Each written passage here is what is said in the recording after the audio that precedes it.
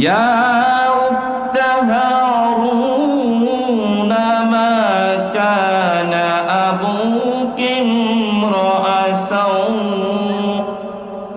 ওয়া মা কানাত উম্মুকি বাগিয়া। ইয়া উক্তা হারুন, হে হারুনের বোন। হারুন তিনি কে?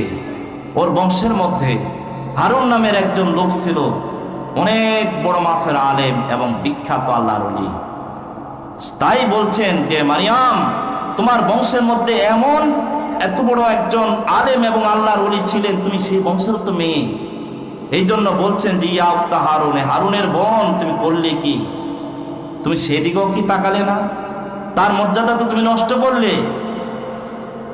মা কানা আবুকি ইমরাআ সাউ, হে মারিয়াম, তোমার বাবাও তো একজন ভালো লোক ছিল, যিনি তো খারাপ ছিলেন না, যার সুনাম সারা পৃথিবীতে ছড়িয়ে আছে। ওমা কানাত উম্মুকি বাগিয়া, আর তোমার মাও তো একজন বংশীয় মেয়ে ছিল, তোমার বাবাও ভালো, মাও ভালো, আবার তোমার বংশের এমন বিখ্যাত একজন ব্যক্তি, তার নাম হারুন।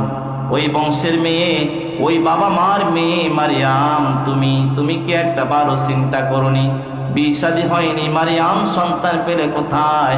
আজকে জবাব না দিয়ে এখান থেকে একটা কদমও তুমি এদিক সেদিক করতে পারবে না।